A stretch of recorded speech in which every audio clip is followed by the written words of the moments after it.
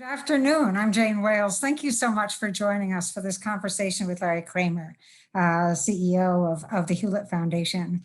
I know that most of you know Dan Porterfield, but I just wanted to give him a very quick introduction. Dan, of course, is the CEO of the Aspen Institute, and he has had a pretty profound effect on the Institute over the last few years since he's been in this role. And one of them is to encourage us to organize our work around really compelling social goals and to work in collaboration whenever we can, because that, of course, enhances our impact. And so part of that is that he wants us to, or we have been working toward achieving a more inclusive society, a more inclusive economy, and paying some attention to rising generations, the next generation. I'm sure he's got other things on his mind, but those are the three marching orders we've been working on. So Dan.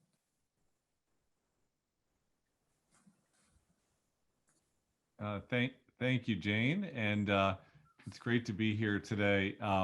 So welcome all to the Foundation President's Roundtable, which is a twice annual event featuring prominent leaders of our nation's most influential charitable foundations for in-depth interviews on the future of philanthropy and what's on their mind. It's great for all of us as colleagues to get the chance to come together for these kinds of conversations and to be thinking about what's philanthropy's role in strengthening American democracy. And I really would like to thank Spencer Moore and Laurie Mittenthal in our corporate and foundation relations team, as well as Jane and Ashley and her team for making today possible. So we're joined by Larry Kramer, who's the president of the William and Flora Hewlett Foundation, who came to the foundation in 2012 after serving in the deanship of Stanford Law School. And Larry is a renowned legal scholar. He began his career as a clerk working for the iconic Supreme Court Justice William Brennan. He has since written extensively on challenges to democratic governance, is a leading voice in the philanthropy sector about topics like the need to address the climate crisis or the critical value of collaboration among funders to team up to tackle for collective influence, solutions needed for the great issues of the day. He has also advocated for providing long-term and flexible support to people-serving organizations like ours that are driving change. Something that I really respect and admire about Larry is that you can actually talk to him like a normal person.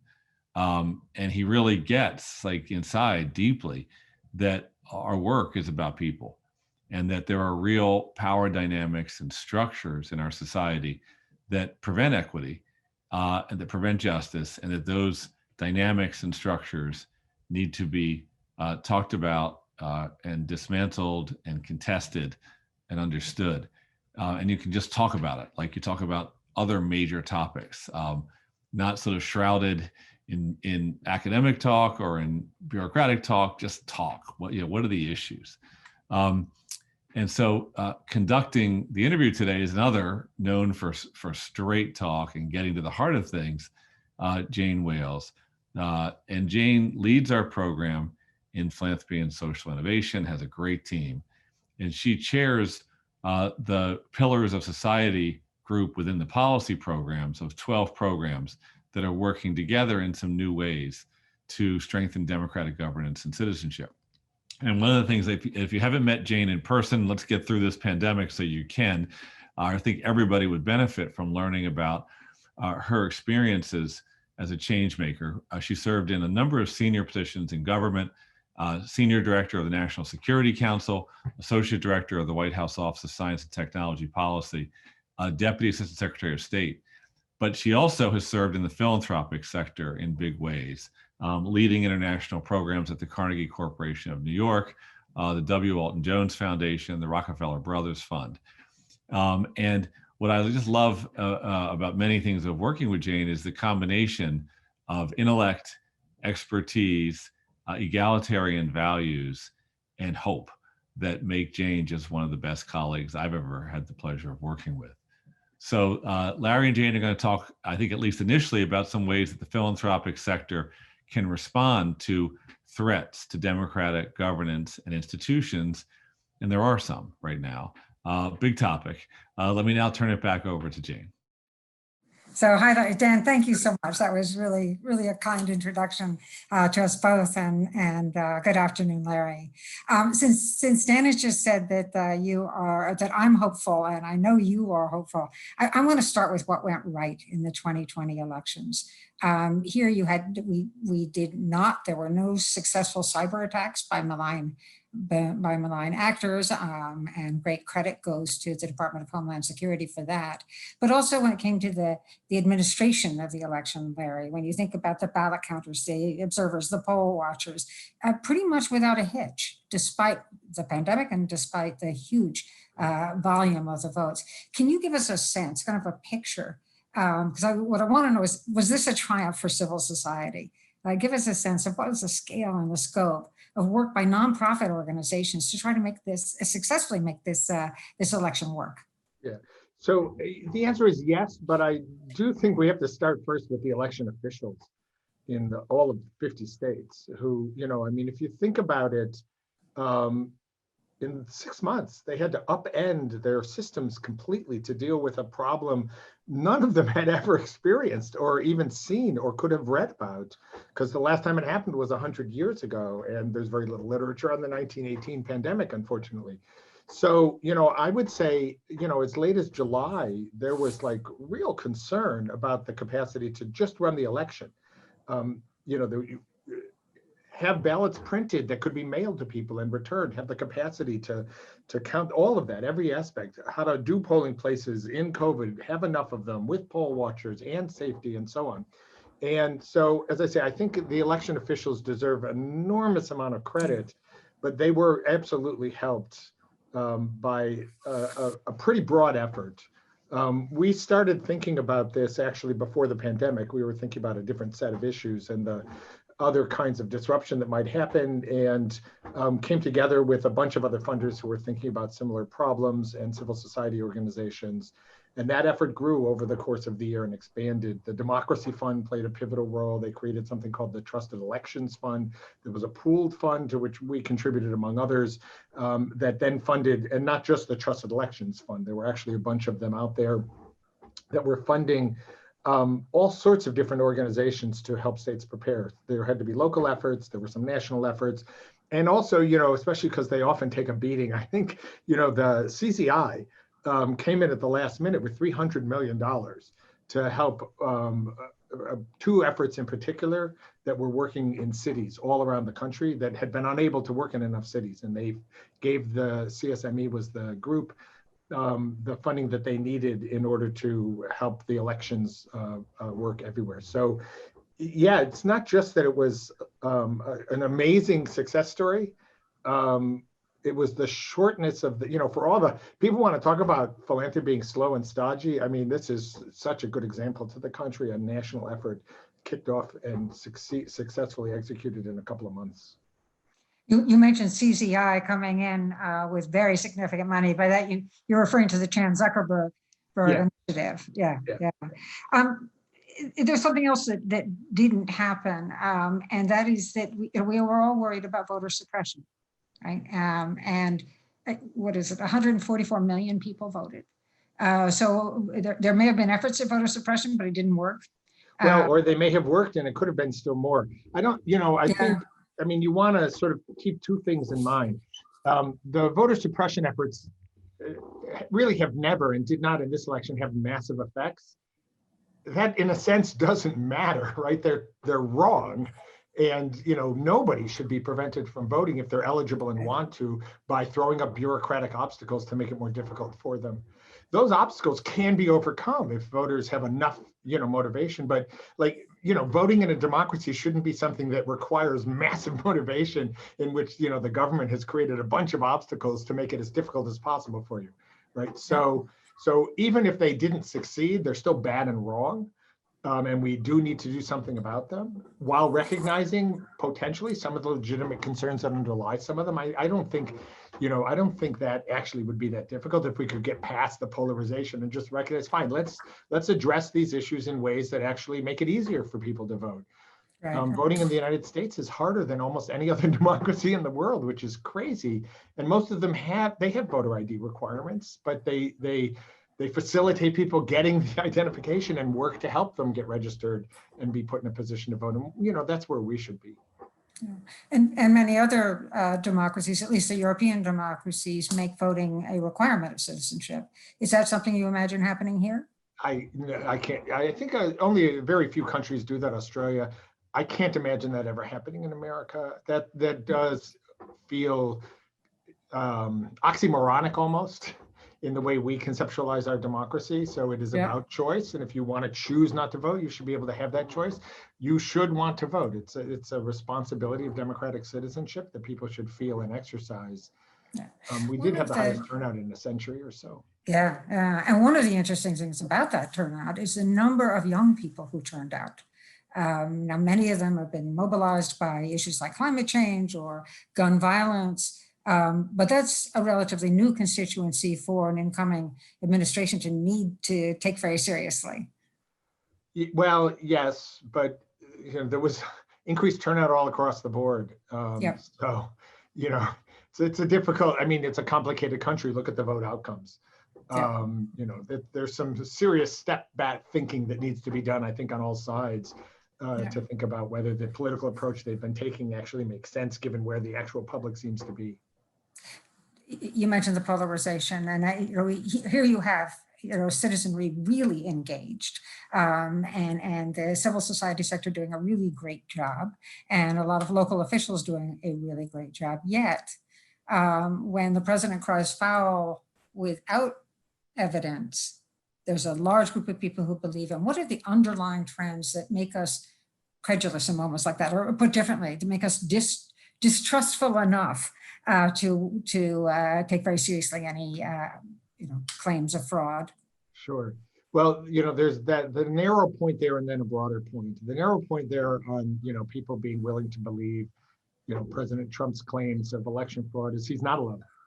He's got actually a whole ecosystem of people who are parroting and replicating those claims. Some in media, some who are elected officials, and they are, for many people, trusted sources, and the sources that are saying otherwise are not trusted sources. And it's been a long process of eroding trust in some institutions and people sort of deciding who they think are their trusted messengers, and that being mapped onto ideology.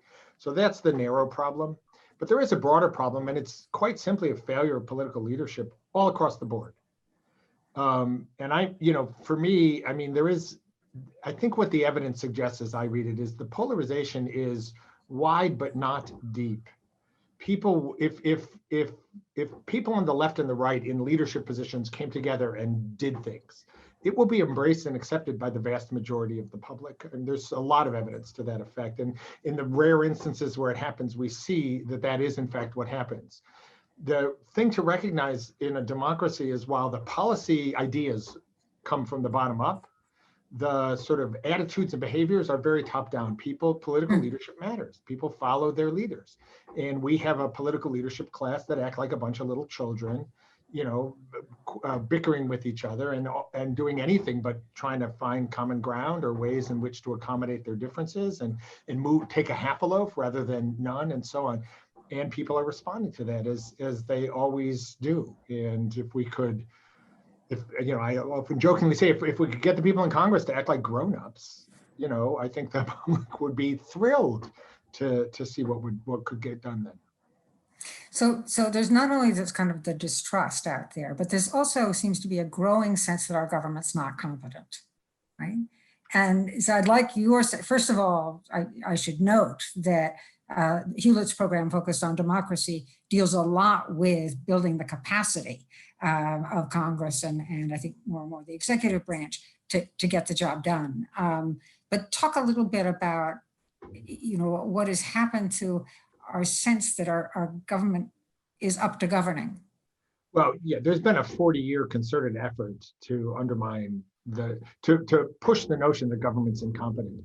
I don't think it's been done maliciously. I think it's been done by people who actually believe it. I think they're wrong. But I think what they believe becomes increasingly true because, one of the products of 40 years of that has been everything from a draining of resources. That's our work on fixing Congress was very much Congress got rid of its own capacity to do anything. They phased out offices that did research for them, so now they have to rely on lobbyists. They shrunk their staffs. They created circumstances where the staff turnover is really fast, so you have no institutional memory. They hurt themselves, and that's been true broadly across the whole national government. And as that happened, the interest of high quality, competent people in going into government has diminished, or staying in government, actually even more so, has diminished. So we have hurt ourselves, and those capacities do need to be rebuilt. I mean, the COVID failure is, very much a product of the Trump administration's just mishandling of it from top down. But even apart from that, the capacity to execute, there were lots of weaknesses that we saw that were not just a product of bad choices made by the top, but really failures in the institutions because they're just not what they once were or what they can and should be. Well, I remember when the Office of Technology Assessment, classic example. Source of. Yeah. Now we've been working at Hewlett. We had been focused mostly on rebuilding Congress's capacity to do its job because we still think it's the pivotal institution in American democracy. It's Article 1 of the Constitution for a reason. But we are going to expand our focus and take in executive capacity as well, largely because the opportunity that comes from the change of administration. So we've had a long-term erosion, but there's no question that the 4 years of the Trump administration, broke a lot more. And the object should not be to rebuild it to what it was before 2016, but to use the opportunity to fix a lot of broad problems and make systems better. Technology, they run the gamut from simple things like getting the federal government's offices better technology to a lot of personnel policies to civil service policy reforms, of which we need to ethics policies reform, and recruiting, just really, once again, recruiting the best and the brightest to come work in the government because it's an amazing opportunity to do good.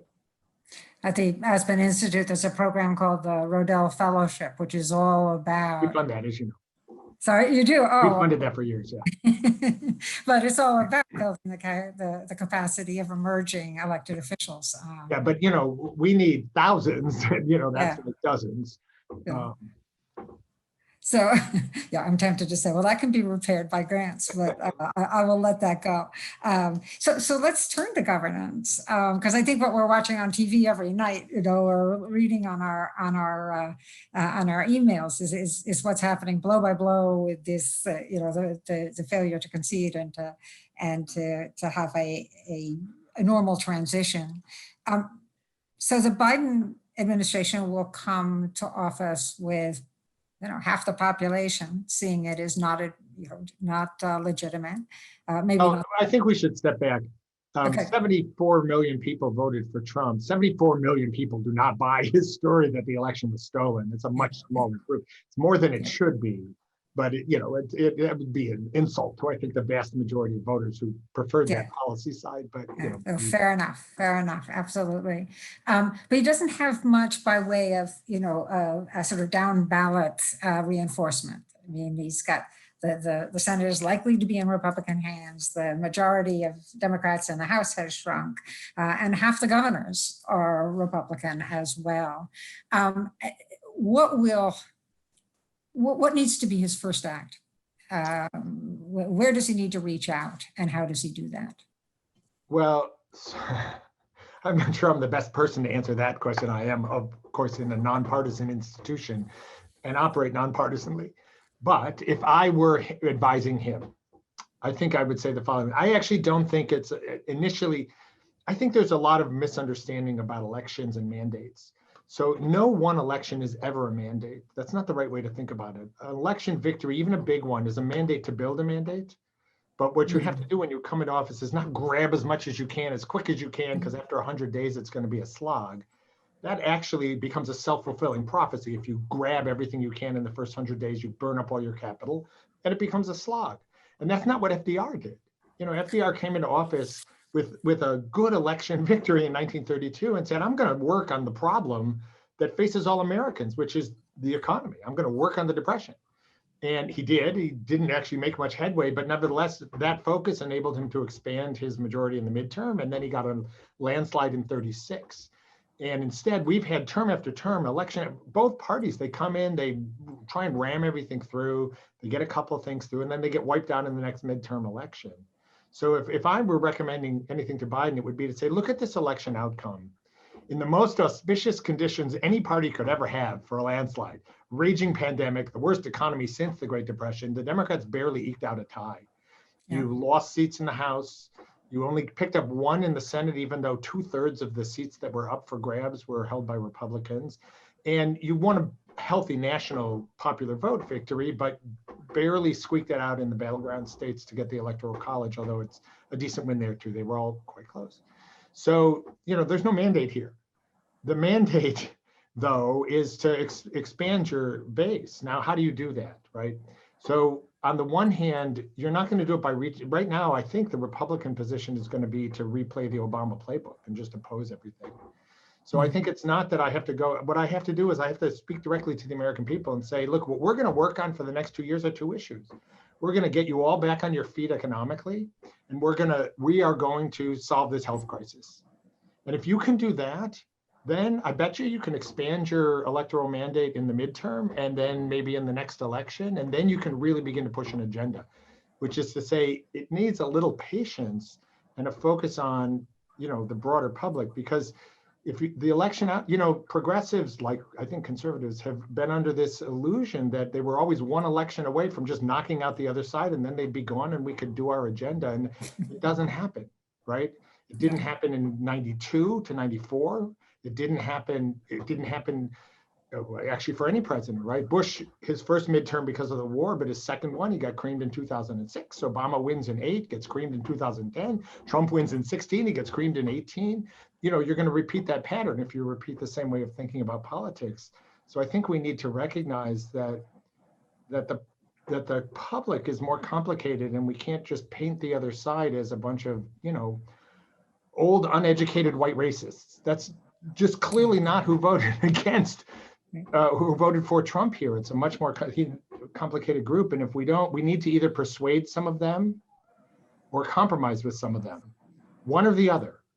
And either one is going to require a different approach in how we talk to them and how we think about them and how we address their concerns. It's got to be an and, right?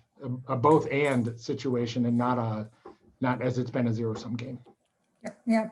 So, you spoke of FDR, and that was a moment after the Great Depression, after World War II, and for Truman. There was, sorry? No, I thought I was to say World War I for Roosevelt, but yes, World War II for Truman. Yeah. For Truman, but it was a moment. It was a moment when you could offer very big ideas, and there's not. The New Deal, and then the whole Bretton Woods Accords, and the whole, basically the world order that we've been living with since then.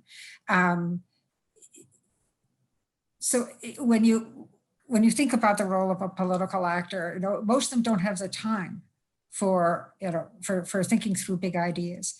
And the way our system works is you get those big ideas from think tanks, from universities, from, there's this whole civil society again that produces that. Tell me something about what your approach, what the Hewlett Foundation approach is to how to think about the economy when it comes to just starting with the ideas. Yeah. So I'm loath to, how do I want to do this? It's not so much big ideas as a big framing.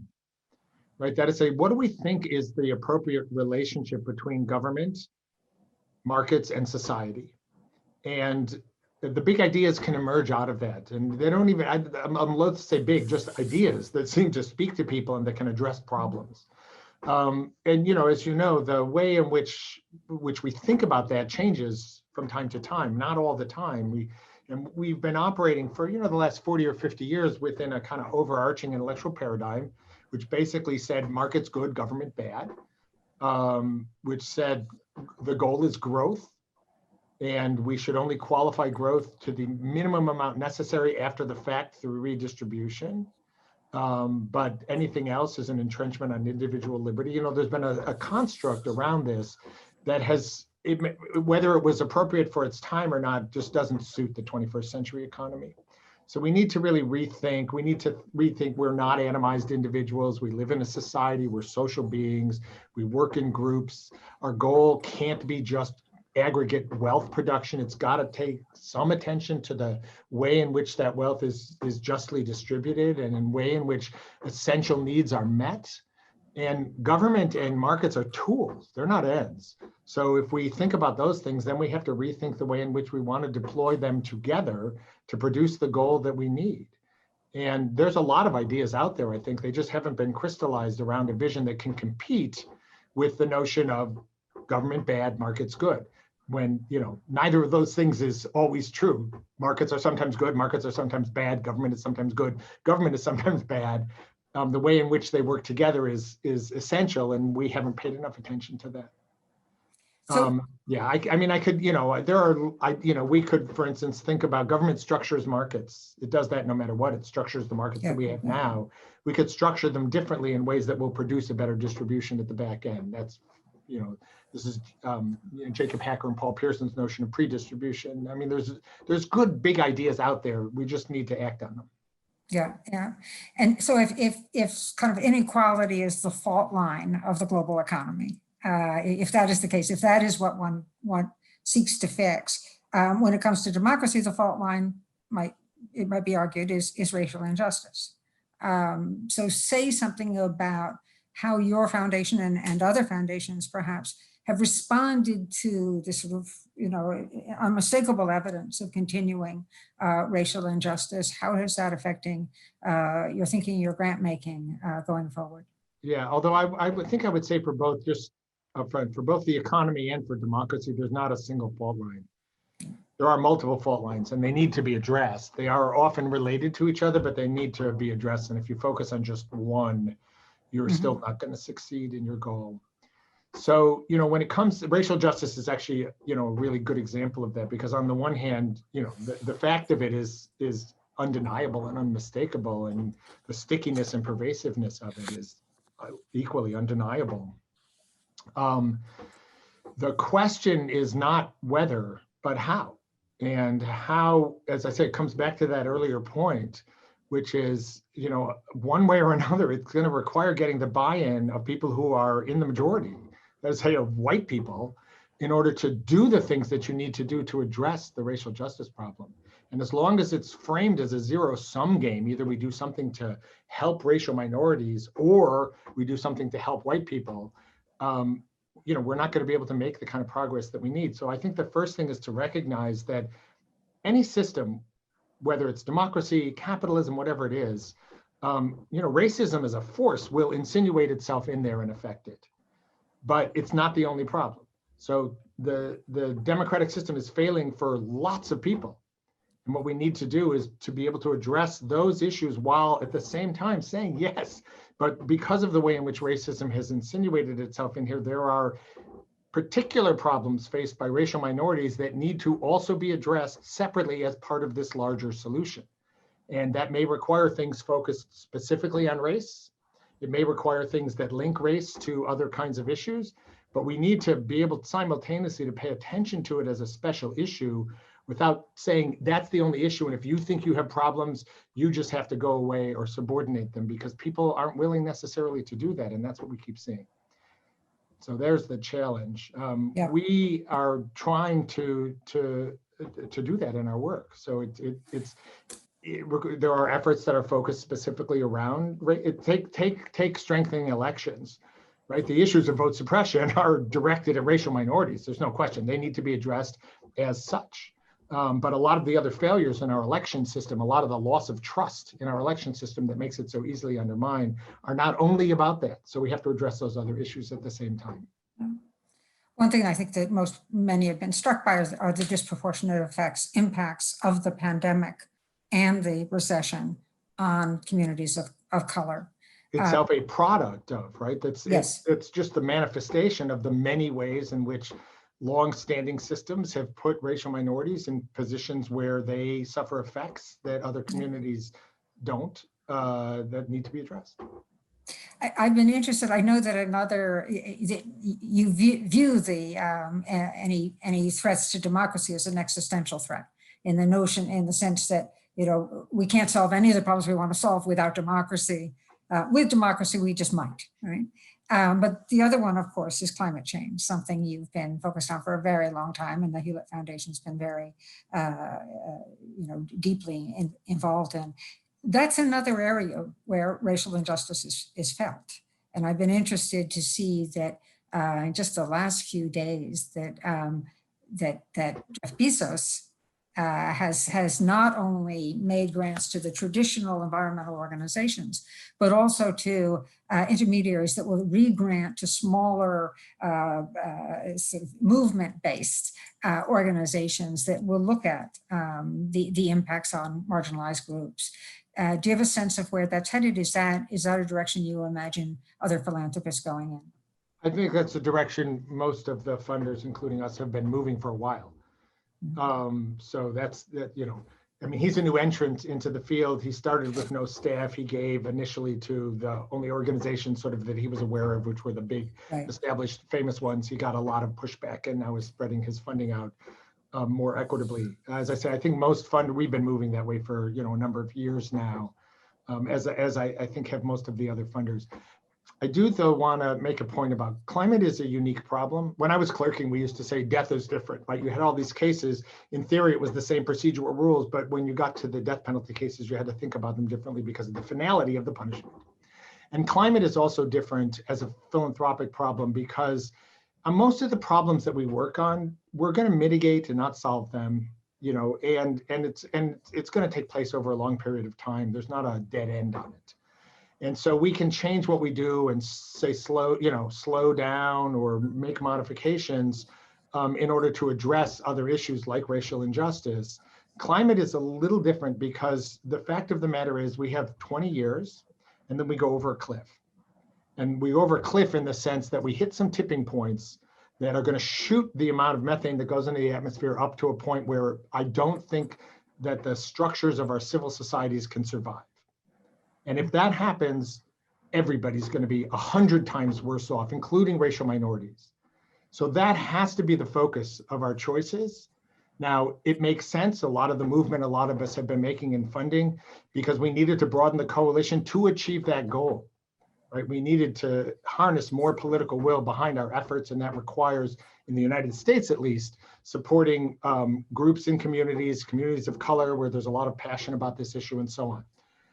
That's a different way to think about it than saying, there's also this problem of inequitable funding, and we should address that too. And so if it means we're going to slow down our progress on staying below 2 degrees, so be it. I don't think that that's a smart choice when it comes to climate. And that's a hard thing to say, but I do think, it's important to recognize. It doesn't play out so much in our US funding, but it does. Should we be funding in China or India, or should we put more money into the US, right? Well, we're going to need to solve the China and India problem, or there's not a hope. So those kinds of choices in the climate space, we need to keep our eye on the goal and recognize that systemic racism may be getting in the way of our achieving that goal. But that's different from saying, we're going to put that goal aside a little in order to address the problem of systemic racism. It's like the adaptation versus mitigation choice, same problem. Yeah. We have some questions from those listening in, and so let me try them out on you. Most of them are focused on the original topic of democracy itself. One person asked, Garrett Mitchell asks, whether there'd be a renewed emphasis on civic education as a way of dealing with polarization or tribalization in our politics, and can we sort of mainstream into K through 12 education system, civic education? So the answer is yes and no. I'm a passionate believer in civic education. It's actually a part of our education program rather than our democracy program. The problem is, on the one hand, civic education is one of the most polarized and polarizing issues we have out there.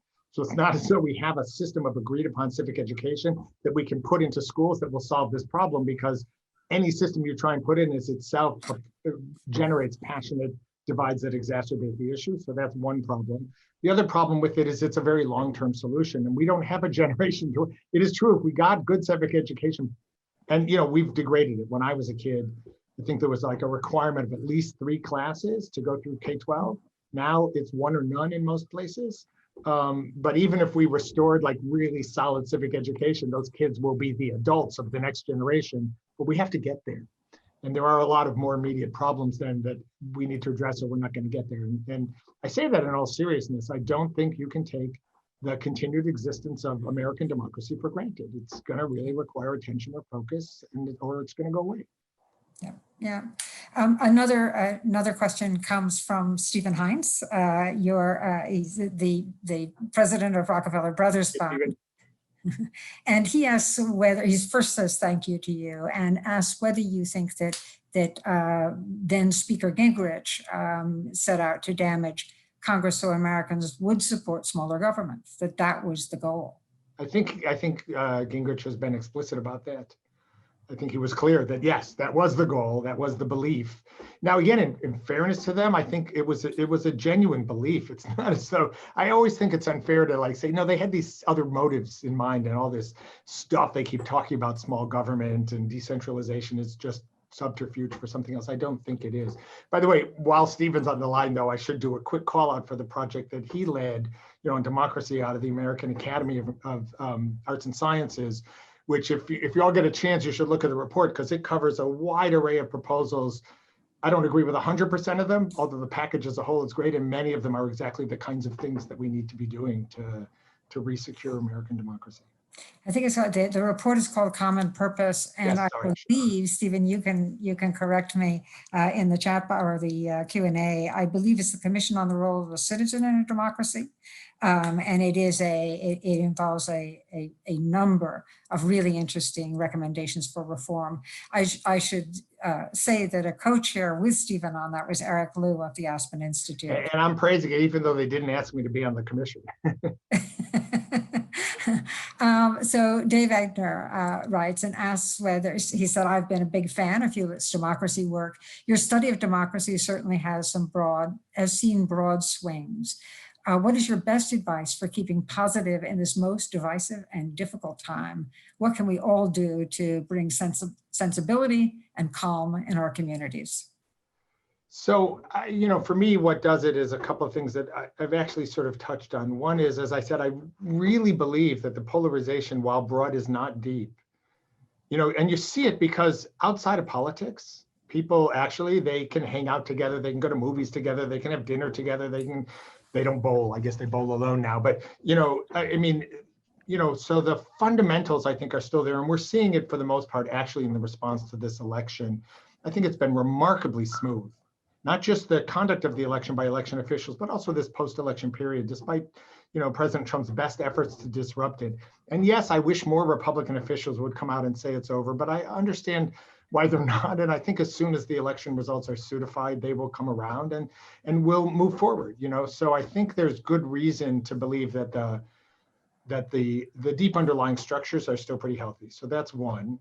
And then the other is something like, as I say, you still see remarkable things done by government when they have the capacities and the will. I mean, the pulling off of this election was really quite a feat, done by officials who are underpaid and overworked and constantly degraded and insulted, on all sides. So there's real, and then the last, I guess, is despite all the battering it takes, the vibrancy and innovation of American, both the economy and the society, I think remain potential forces. I always say to people, never underestimate what the American society and economy can produce, not because of some American exceptionalism, simply because, other societies might be the same thing. I only know mine, but it is a constant source of amazement to see what can happen. I should say that Stephen Hines has corrected me. He says, Our Common Purpose is the title, and it's the Commission on the Practice of Democratic Citizenship. We have another question from Jacob Harold of Candid. He says, you've done a lot of thinking about what might follow neoliberalism as the frame for thinking about our economy and the government's role in our economy. How have the events of 2020, the pandemic, racial equity uprising, the elections affected your thoughts about what a post-neoliberalism might look like? Well, it's not so much that they've affected my thinking about what post-neoliberalism might look like. They have, to my mind, underscored, hugely the need to come up with a better explanation for people that will authorize a different way to think about, what government should do and how we should think about markets and so on. So, if there's lessons to be learned from this, for instance, it's that actually, when it comes to big problems in terms of scale, coordination, speed, you need government. Right? You cannot count on markets to solve those kinds of problems. At the same time, obviously, if you harness markets right, you can get a vaccine in a ridiculously short period of time. So, it really underscores the necessity for all the pieces, but the need to rethink how they play. I'm most worried coming out of COVID that we'll see a repeat of 2008, 2009, which was a moment when this should have happened. And instead, the austerity forces, emerged really strong. There was no pushback. And the result was to hurt everybody a lot more than was needed. So we need to, I think of this as a moment that we need to capture so that 10 years when we look back on it, we see it as a turning point and not as a reaffirmation of a system that has been failing for 20 years and that needs to be replaced. Judy Samuelson, a colleague of mine here at the Aspen Institute, asked whether the attitudes of the social sector toward the private sector or businesses as an agent of change might be shifting. Is there a reluctance to engage with business except to support campaign groups, or is this a way of doing business? As a social sector, the philanthropic sector, partner with business and as well as with government? Well, it's so funny you said it. I mean, my impression has been sort of the opposite, which was, and I said this, I think actually with Jane, like my first year in philanthropy in an interview we did in another context, where I said it was striking to me that just as the rest of society was beginning to recognize the limits on what business could do and the problems that created, philanthropy was turning to embrace it in all respects, from how we think we should run our own operations to like the solution is impact investing, forget about government, we just need to unleash the entrepreneurial, innovative energies of the private sector to solve all our social problems.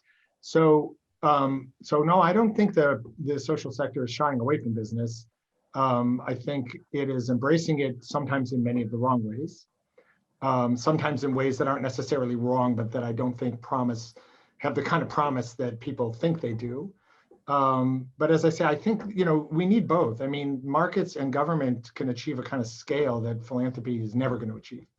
So our best work is unleashing each of them in their appropriate ways where we can to help solve problems. But, the role of philanthropy can be catalytic in shaping understandings and in shaping the way in which those forces are unleashed. Yeah. And of course, many of the things we've pointed to that have been successes in this conversation have involved all three sectors working together. But I think your answer, Larry, speaks more to the kind of individual philanthropists that made their wealth in the private sector and brings the learnings of their prior career to philanthropy. But when it comes to sort of staffed foundations like Hewlett, like Rockefeller Brothers Fund, Carnegie Ford, and others, is there a resistance to partnering with the private sector, or maybe a lack of imagination on that score? Do you have a sense of that? I think what I would say is, the foundation sector is actually a lot more diverse than people think. Even within the progressive left, it's pretty diverse and different views within the left. And so I think what you see are all the different attitudes toward business that you see reflected in society, reflected in the philanthropic sector. So there are people who think business bad, private sector bad. There are people who think it's actually wonderful and the place in which we should work. I think of Hewlett as pragmatic across the board. We don't have strong ideological pre-commitments to anybody being always good or always bad, and it just depends on the problem and what makes the most sense. So I think you'll find, the whole array of views actually reflected within the sector, even within the traditional foundations. even within the same foundation, by the way, you'll sometimes find different views expressed across different programs.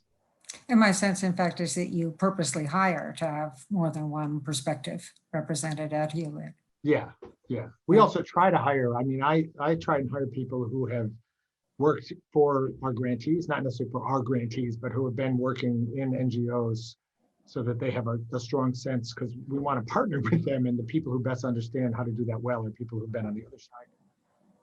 We have a question from Nancy Lindberg, who's the new CEO of the Packard Foundation, a foundation you work with closely. Nancy, just for others' background, she comes from the U.S. Institute for Peace, where she was CEO, and before that was at USAID, and before that ran Mercy Corps for many years. Her question is, you mentioned earlier that to overcome a paralysis of our politics, leadership is needed to, sorry, this has moved, so I can't quite see it. Okay, leadership is needed to step forward to find agreement, and the public will follow. Do you see a way to encourage or support that happening from the perspective of a foundation? Yeah, and thank you for the question, Nancy, and hi, I'm hoping Nancy will be my new best friend, replacing Carol, who was my best friend until she left us. I think I would, the answer is yes. So our assumption has been the following. Nobody goes into public service. It's a terrible job, right? People go into public service because they want to do something good for the public. I mean, the pay is bad. The hours are awful. You have to spend all this time dialing for dollars. It just seems like a nightmare of a job, but people really want to do something. And our sense has been that they can't. There are some bad actors, no question, but in government, in Congress, for instance, the bulk of people would want to, but they're held by various institutional and political institutions and forces, everything from primary elections to the way in which our media operate and so on, to their own lack of internal resources and staff, and then being beholden to lobbyists for all sorts of things. So our original objective was those are all things that I think are fixable and that philanthropy could play a role in fixing. Plus, when Congress works, it's because you have a cooperative regime, rules that people have agreed to live by, that they don't always win by, but they stick to them because they work. And those rules have been progressively breaking down as well. So it's also been a process of thinking, how can we rebuild processes and norms that fit that within Congress, right? And so those were all things we could work on that we think if we succeeded in doing would create the space for the people in Congress then to do what it is we know they would like to do. I'll give you a simple example, right? If I'm on the banking committee and you're on the banking committee, I'm a Democrat, you're a Republican, but we also both know a lot about banking, and I would really like to do something to make the banking sector better. I spent a lot of time on it. I'd be willing to compromise with you. One of the shifts that's taken place over the last 20 years, I no longer get that option. It's all done at the leadership office. The leadership office has no interest in compromise. They're only looking at the next election. So can we re-decentralize back to committees the actual place in which the policy decisions are being made, because we think we'll get a lot more that happens there. That's an example of the kind of thing. Budget processes, oversight processes. There are all sorts of places that used to be cooperative that aren't, and that we need to rebuild the cooperative regimes. This is a question from Michael Murray, and it's a big one, but it opens with, thanks so much for this interesting session. I'm curious to hear your thoughts on the decline of local journalism and its impact on the future of democracy. He also makes reference to free news, in particular, sort of digital sources. I raise it, we've got a whole program led by Vivian Schiller that I know you support called Aspen Digital that looks at the role of journalism today in our democracy. Well, there's no question that local journalism has hugely declined. And there's no question that that has had really significant detrimental effects on national politics for both reasons, right? Partly because the national news is a particular kind of messaging that has its own problems, and because people then know so much less about what their people are actually doing and thinking, and that gives less room for their people to do things because they're being held by these national messages and so on. So there's no question it's been a big problem. The question is, how do we fix that? Because I don't think we're going to fix it by restoring it, right? So we have to think of either other things we can do to solve the problem that are not about media, or about a different structure for media. We early on had supported some experiments and some efforts to try and think about ways to re-energize local media, but doing it at scale, we couldn't figure out a way to do that. And so at the moment, I think we're, like most people, a bit stymied about what the solution to that is going to be. Even where there are local media, they're now held by monopolies. And so the space that they have to really be local is limited and so on. So it's a big problem. And as I say, I think the question is, can we, if you take the problems within our democratic system, like most problems, they are overdetermined. It's one of the interesting things I got from studying history. When you look back after the fact, like there's always seemed to be many more causes for something than you would think were necessary. And it's hard to know which ones are, but it follows that you don't necessarily have to fix every problem in order to fix the bigger problem. So it might be that some of these things we're not going to solve. And then we'll have to find other ways to make this work. I have sort of three different questions that point to three different solutions. So I'm gonna give them to you together. One is an ask by Michael Feldman as to whether ESG can have a transformative impact, meaning if we only invested in companies that were environmentally sustainable and that promoted good governance, or at least didn't undermine good governance, would that be a good mechanism for achieving social change? The second is from Gregory Schuckman, who asks, do you believe that a year of national service is something that should be required of 18-year-olds? Should we look at having a year of national service credited for a year of college tuition, a method for doing that?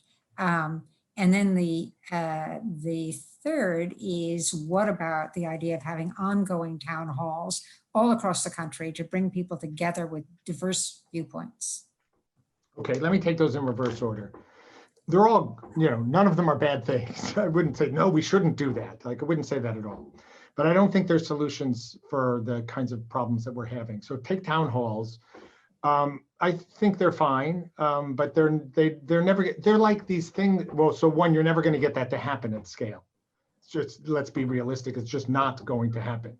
But even if it did, it's if you bring people together once in a while and they hear from people on the other side in a context, by the way, where instead of widening their differences, which is what can happen, we structure them right so that, there's a lot of funding that goes into efforts like that. And the problem is then you go back to your regular life and you turn on Fox News or MSNBC and you talk to the same friends and you read the same social media and you get bombarded with all those signals that pushed you out in the first place, and the effects dissipate. So it's got to be something that's much more pervasive and ongoing for people to really make a difference. And that's why I think the leveraging of constant communication from political leadership, which you're hearing about every day, that it wouldn't be just every once in a while, it would be the way in which they work, I think could possibly have an effect, although it's not a cure-all solution. National service, I'm a huge fan of national service. I say that selfishly because I grew up in that, I was little too young to get drafted. So I missed that. And so I never had to do anything like that. But I do think, what the Army used to do, or, some kind of binding experience like that at that age is just a wonderful thing. For all sorts of reasons. We know integration of the Army had a huge positive effect, for instance, on how people thought about race, at least people who had been integrated in the Army and so on. And just in terms of attachment and appreciation and the ability to know and think about it. So I'm a supporter of it, but I'm not sure that it would do a whole lot here other than it would just be a good thing. Like civic education, I think that would be a good thing too. ESG funds are much more complicated. So, obviously, if companies, generally speaking, were all more attentive to the environmental effects of what they did, to the way in which they, were governed, to the social consequences of what they did, that would be a good thing. That's a different thing from ESG funds. ESG funds, we're so young in that. We don't have good ways to put them together. You've got, we're strong on the E, but we suck on the S, and we haven't paid much attention to the G. Do you get included in the fund or not? We look at most ESG funds, they're filled with companies that are selling fossil fuels. So they're bad on the E, but they must be there for some other reason. The performance of ESG funds, to the extent that it's been good, has been because they're overweighted on tech, right? Which performs well on the E, but is, seriously terrible on the S's, and so on, So I don't think ESG funds are the right way to go. We don't approach it that way. We are trying to engage in conversations with our fund managers, though, around things like, how are you thinking about sustainability in your investments? Because even apart from its short-term social effects for you and for us, we need to think about that in terms of even just the finances and so on. So, it's going to, I think, be more effective to go in that way, as a pervasive shift in the way business thinks about operating, things like the business roundtable statement to think more broadly about your stakeholders, things that will have a pervasive effect on business practice generally are a better way to go than these sort of narrowly created funds that end up having a lot of shells that you're moving around. So the next question is from Maya Winkelstein, and you know Maya, she leads the Open Road Alliances. Her question is about the Supreme Court. Given that you're a constitutional lawyer and a scholar, and you clerked on the Supreme Court, she asks, what are your thoughts on the recent developments in the Supreme Court and the prospect of enlarging the court? Well, right now the prospect of enlarging the court is zero. The Democrats aren't going to control the Senate, so there's no chance. So it's not even worth thinking about. I did a column in the Times. I wrote a piece in Democracy Journal. I actually did 10 years of, I was writing on this in the 1990s when everybody told me I was crazy. I said to them, I'm going to be able to say I told you so someday, and here it is. So, I think this is a bad question. I could go on for like 2 hours on this. I mean, this was my life before philanthropy. So let me just try and make a couple of points how to think about the court. When you create a government, you are always trying to balance independence and accountability. Your branches need to be accountable if you're democratic to the public, but they need to be independent enough to act and lead. And the way our Constitution was structured, each of the branches, that was what was balanced, and it was done a little differently. So they took the House and they made it the most accountable, right? With short election cycles, 2 years, and with small districts. They made the Senate the least accountable because they wanted it to have more independence. So 6 years, and originally picked by the state legislatures, president somewhere in the middle. They made the courts super independent because they were not imagining that the courts would play a policymaking role. What they had in mind was concern for the decision in individual cases.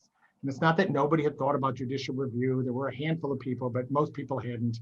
And even the ones who had thought about it were not imagining anything like what the courts have become.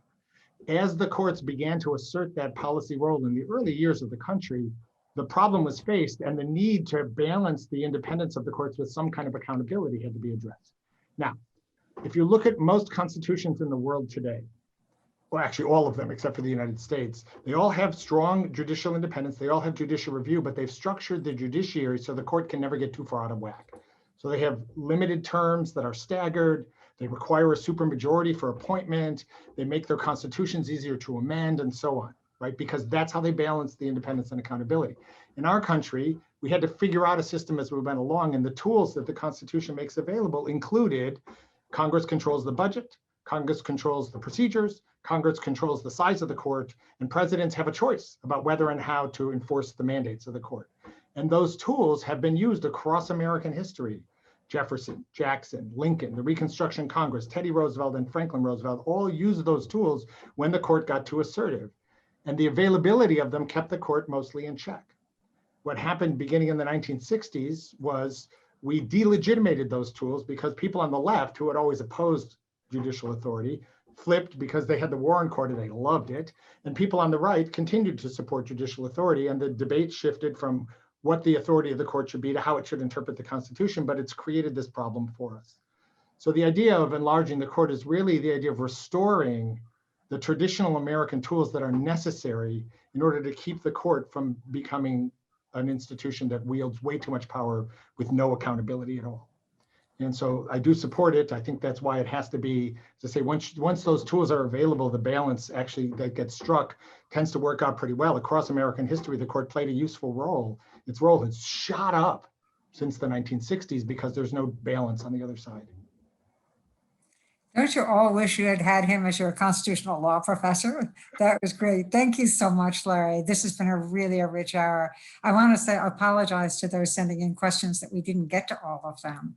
And thank you, Dan, for hosting us in this way, and to Ashley and Spencer and Lori and Ben for helping to make this happen. But we're really grateful, Larry. Thanks so much. Thank you. Thank you, everybody. I wish I could see you, but thank you.